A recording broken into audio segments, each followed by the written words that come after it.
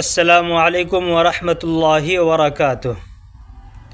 मेरो प्रिय साथीहरू, आशा गर्दछु कि हजुरहरू सन्चै हुनुहुन्छ। हिजैदेखि एउटा कुरा विवादको विषय बनेको छ। त्यो कुरा कुनै आम नागरिकले या कुनै आम जनताले या कुनै आम व्यक्तिले भनेको हैन। त्यो कुरा त हाम्रो देशको माननीय प्रधानमन्त्री सुशीला कार्कीज्यूले भन्नुभएको छिन्।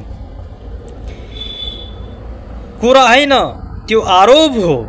इस्लाम धर्ममाथि प्रधानमन्त्रीज्यूले आरोप लगाएको छिन्।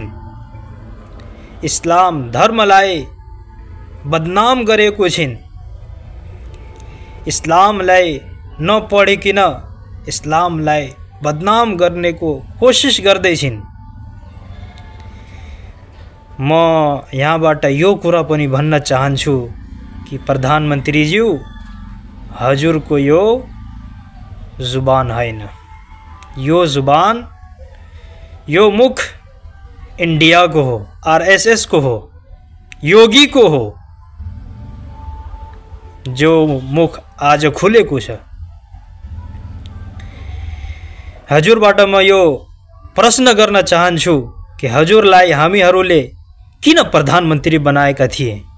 यही गर्नका लागि, धर्ममाथि आरोप लगाउनका लागि, या नेपाललाई विश्वमा चिनाउनका लागि, नेपाललाई बनाउनका लागि, नेपालमा के गलत भइरहेछ त्यसलाई सुधार्नका लागि?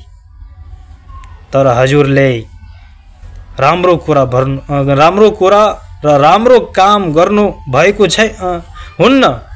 अहिलेसम्म के राम्रो गरेको छिन् हजुर भनिदिनु न। इस्लाम धर्मलाई हजुरले टार्गेट बनाएको छिन् मात्रै। हजुरको काम यो हैन। हजुरको काम नेपाललाई बनाउने हो। आज हाम्रो नौजवानहरूलाई रोजगार खोइ त दिएको, खोइ रोजगार पाइरहेको हाम्रो नौजवानहरूले। सबै किन विदेश जान्छन् अनि विदेशबाट कति लास आउँछन् त्यसको फिक्र छ हजुरलाई? यो कुराहरू हजुर सोच्नुहुन्छ कहिल्यै हैन? नेपाली त एउटा यस्तो दिल राख्छ कि सबैको ख्याल राख्छ। सबै धर्म मान्नेहरूलाई सम्मान गर्छ। कुनै एउटा धर्मलाई अत्याचार गरेर, कुनै एउटा धर्मलाई टार्गेट गरेर यस्तो कुरा भन्नु भएन। प्लिज आफ्नो कुराबाट माफी माग्नुहोस्, आफ्नो कुरा फिर्ता लिनुहोस्, नत्र हामी नेपाली मुस्लिम हजुरको विरोधमा सडकमा उत्रिनेछौँ। वस्सलामु अलैकुम वरहमतुल्लाहि वबरकातुह।